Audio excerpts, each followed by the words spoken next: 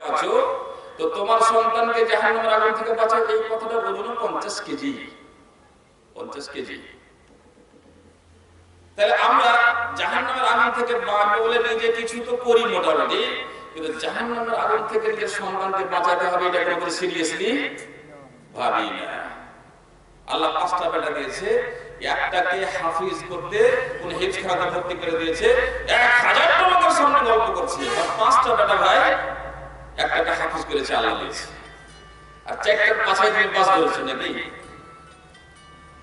একটাকে হাফিজ করেছো আর বাকি 4টার পাছাতে পাস করেছো। ও কিছু শিখিলে কি শিখিলে না, দিন ধর্ম জানলে কি জানলে না, এইসব কথা তুমি জানার দরকার নাই। কিয়ামতের দিন যদি খোদা না খাস্তা তার এই ইলম থেকে মাহরুম হয়ে যাওয়ার কারণে, দ্বীন শিক্ষা থেকে মাহরুম হয়ে যাওয়ার কারণে যদি তারা জাহান্নামে যায়, তার জন্য দায়ী কে? তার জন্য দায়ী কে? তুই বাবা। তাহলে জাহান্নামের আগুন থেকে নিজেকে বাঁচাও, সন্তানকে বাঁচাও।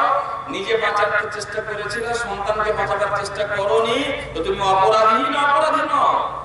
4টা লোকের জাহান্নামে যাওয়ার জন্য তুমি দায়ী। তোমার হাতে হাত কাড়িয়ে পরিয়ে দেবে, জাহান্নামে নিয়ে যাবে, জাহান্নামে নিয়ে যাবে। ওলামায়ে কেরামেরা আছেন, আলা কুল্লুকুম রাইন ওয়া কুল্লুকুম মাসউলুন আন রাইয়াতিহি। তোমাদের প্রত্যেক মানুষ হচ্ছে জিম্মেদার, তাকে তার জিম্মেদারি সম্বন্ধে জিজ্ঞাসা করা হবে। আর তোমার সন্তান সম্বন্ধে তোমাকে জিজ্ঞেস করা হবে না মনে করছো? তোমার স্ত্রী সম্বন্ধে তোমাকে জিজ্ঞাসা করা হবে না? তুমি টাকা না দিলে সে খেতে পাবে না, তার পায়খানা হবে না। এত বড় মালিক তোমার সন্তানের, এত বড় মালিক হওয়ার পরও তার এই উপকারটা করতে পারো না। তুমি জাহান্নামের আগুন থেকে বাঁচাও, তোমাকে তোমার সন্তানকে জাহান্নামের আগুন, সন্তানকে জাহান্নামের আগুন থেকে বাঁচানো কি করে সম্ভব?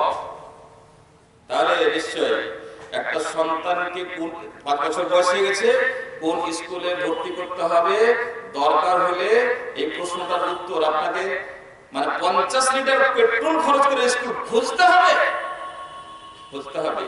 50টা লোককে কমসে কম জিজ্ঞেস করতে হবে যে আমার বেটাকে কোন মাদ্রাসায়, কোন স্কুলে, কোন প্রতিষ্ঠানে দিলে আমি জাহান্নামের আগুন থেকে বাঁচাতে হবে, তাকে তার দায়িত্ব থেকে মুক্ত হতে পারবো, জিম্মেদারি থেকে মুক্ত হতে পারবো। আপনি আপনার কাজ করেছেন, তারপরও বেটা মানে না, তার জন্য আপনি দায়ী হবেন না। নূহ আলাইহিস সালাম তার বেটাকে অনেক বুঝিয়েছে, মানেনি, তো ও বুঝবে আপনার খেলা। লূত আলাইহিস সালাম তার স্ত্রীকে অনেক কথা বুঝিয়েছেন, মানেনি, তো বুঝবে নিজের খেলা।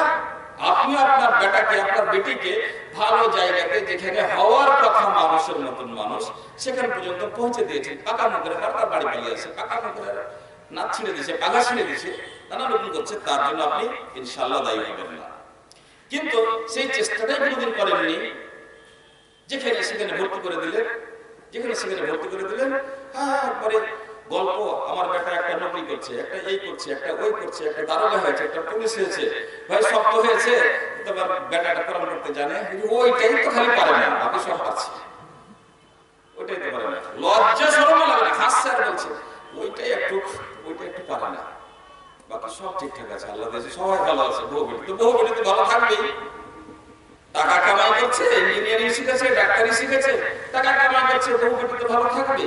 আর বউ বেটি ভালো থাকারই তো টার্গেট ছিল তোমার, তার চাইতে বেশি কিছু ভালো থাকার কথা নয়। যেহেতু তুমি তার টার্গেটের ভেতর তাকে রাখোনি। ভাই খুব গুরুত্বপূর্ণ একটা বিষয় যে জাহান্নামের আগুন থেকে নিজকে বাঁচতে হবে এবং নিজের সন্তান সন্ততিকে বাঁচার ব্যাপারে আপনার যা বুদ্ধি শুদ্ধি যা কিছু আছে সেটাকে তার কাজে ব্যবহার করতে হবে, ব্যবহার করতে হবে। কোন স্কুলে পড়াবেন? ধরেন স্কুল খুঁজে পাচ্ছেন না, আপনি গাছপাড়ার লোককে, এলাকার লোককে নিয়ে বসেন যে আমাদের সন্তানকে জাহান্নামের আগুন থেকে বাঁচানোর মতো কোনো এদারা নাই, আমাদের করতে হবে। টাকা পয়সা যে নেই আমার দিদি যা আছে কবর থেকে দিয়ে দেন, নাই তো সবাই একটা ঢাকারে জমি বেচেন, সবাই একটা ঢাকারে জমি বেচেন, রাতারাতি একটা এমন প্রতিষ্ঠান গড়ে তোলেন যেখানে আপনার সন্তান সন্ততিরা পড়বে এবং তার সিলেবাস তাকে জান্নাতের দিকে নিয়ে যাবে। আর যদি এলাকায় টুটা ফাটা হলো, কম বেশি হলো যদি থাকে, তাহলে নিশ্চয় তাকে সেই জায়গায় অ্যাডমিশন করবেন এবং সেই জায়গায় লেখাপড়া করাবেন, তাহলে আপনি বাঁচতে পারবেন। আপনার সুবিধা হয় না কোন জায়গাতে, অন্য জায়গায় তলাশ করেন, অন্য জায়গায় গিয়ে আপনার সুবিধা হয় না, আপনি আরো অন্য জায়গায় তলাশ করেন। কিন্তু মেইন টার্গেট হবে আপনি প্রিন্সিপালের সাথে বসে কথা বলেন, তার সিলেবাস দেখতে চান যে আমার ছেলেটা আল্লাহ সম্বন্ধে কি জানবে কিনা, রাসূল সম্বন্ধে কি জানবে কিনা। তাহলে আমাদের বা মাকসাদ তালিম বা তালিমি ইদারা তৈরি করতে হবে। আর এখন যেগুলো আছে সেগুলোর মধ্যে বা মাকসাদ ইদারা তলাশ করে আমাকে নিজের বাচ্চাকে পড়াতে হবে যদি বাঁচতে চাই জাহান্নামের আগুন থেকে। এবার এই ব্যাপারে মাওলানা সাহেব লেকচার তো খুব দিতে পারছেন, লেকচার সবাই পারে, এত বড় বা মাকসাদ তালিম কইছেন তো দুনিয়া